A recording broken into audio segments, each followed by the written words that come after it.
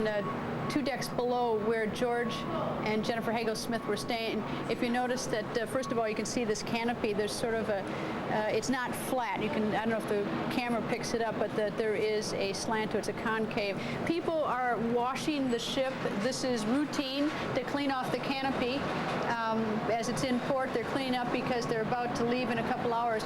But if you look straight up, you might get a perspective that there is an overhang going up several balconies, but this gives you at least somewhat of a perspective. 2 balconies below, you can see that this is actually, this looks like about 15 feet wide, this canopy. This canopy is quite wide. It's about 12 feet, I'm being told, wide, this canopy. And it's shaped, I don't know if the camera picks up, but it's shaped a little bit like this, so that it's a little bit concave.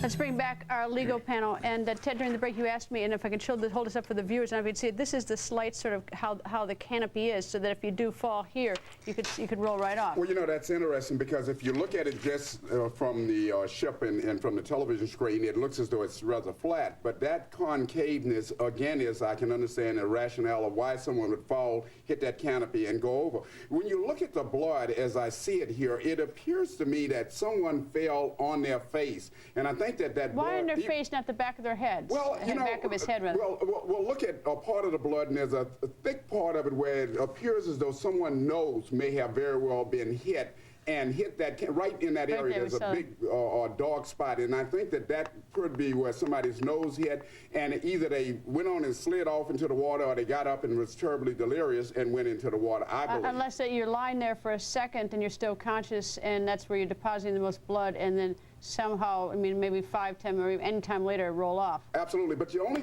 problem is I would expect some tracking of the blood from that spot into it if you just got up and went into the water. Jim, I don't even know if you can see the blood from where you are in California. I don't know if you have a monitor or not. There is a monitor, and I'll tell you, this just adds to the mystery for me. Ted could be right that concentration came from the nose or something like that. On the other hand, it could come from another wound. I'll tell you, this is where more than any other place, Greta, we need an expert, not just in blood spatter, but in blood pattern, because bodies and other objects, when they contact something else and have blood on them, leave very distinctive patterns. I'll tell you what I'd want to know now, because there's been a lot of rumors about it, is what was found in that cabin.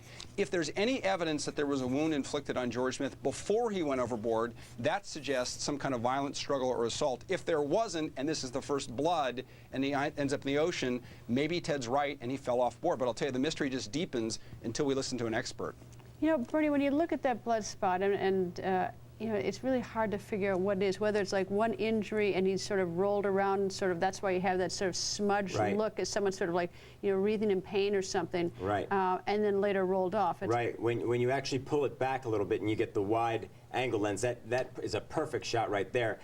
It appears that someone could be laying on their back with their feet towards the water with, it looks like a right see, I don't even look at it as, I look at it like that's with the line almost parallel with the... Right.